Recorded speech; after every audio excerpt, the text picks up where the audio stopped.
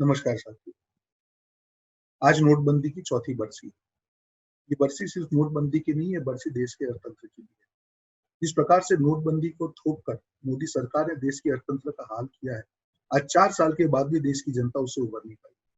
जो उद्देश्यों के लिए कहा गया था कि नोटबंदी की जाती है, वो काले धन की बात हो, जाली नोटों की बात हो, आतंकवाद की बात हो। आज 4 साल के बाद में अगर उसमें एक भी उद्देश्य खत्म नहीं हुआ, तो क्यों मोदी सरकार को इसके लिए माफी नहीं मांगनी चाहिए? पूरा देश ये चीज समझ चुका है कि मोदी सरकार जाने, बिना समझे फैसले जनता पे थोप देती है, उसका प्रचार करती है, उसके उद्देश्य बताए जाते हैं, विफल होने पे चुप हो जाते हैं और वापस एक निर्णय थोड़े दिन के बाद देश की जनता पे थोप दिया जाता है। ये मोदी सरकार की फितरत रही है। पर ये जो नोटबंदी उन्होंने की थी, मुझे लगता है कि जैसे मनमोहन सिंह जी ने कहा था कि मॉन्यूमेंटल ब्लंडर, देश के अर्थतंत्र की उसने हालत खराब कर दी, नींव हिलाकर रख दी। आज के जब 4 साल खत्म हो रहे हैं, ये ऐसी सरकार है कि अगर उनको लगता कि 1% भी मौका है इसका प्रचार करने, तो मौका प्रचार का नहीं छोड़ती।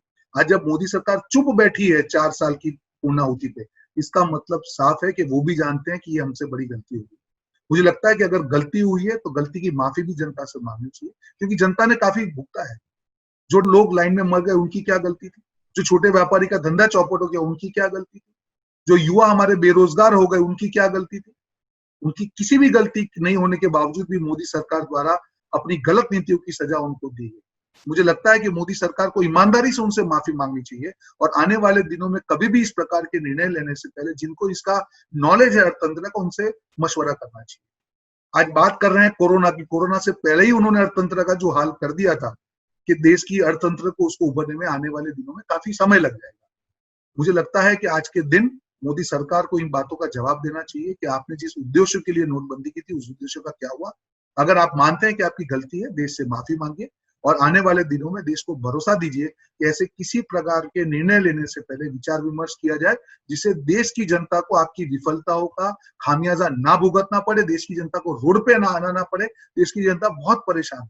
वो नोटबंदी की बात हो, उसके बाद में जीएसटी की बात हो, उसके बाद में कोरोना काल की बात हो, आपने किसान को भी नहीं छोड़ा। आपको ऐसा क्या होता है? आपका इतना अहंकार क्यों है कि आपको हर चीज देश की जनता पे थोपनी है?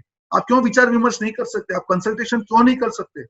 आपका अहंकार इतना नहीं होना चाहिए कि देश की जनता को उसके लिए भुगतना पड़े। मुझे लगता है कि वो अहंकार की सजा आपको मिलेगी और देश की जनता देके रहेगी। पर आज मुझे लगता है ईमानदारी से मोदी सरकार को माफी मांगनी चाहिए और वादा करना चाहिए कि इस प्रकार का किसी भी निर्णय देश की जनता पे नहीं थोपा जाना चाहिए। धन्यवाद। और आज इसी उद्देश्य को लेके speak up against demo disaster, इस कैंपेन में पूरा देश जुड़ा है और अपनी आवाज बुलंद की है। इसलिए आप सबको धन्यवाद। जय हिंद।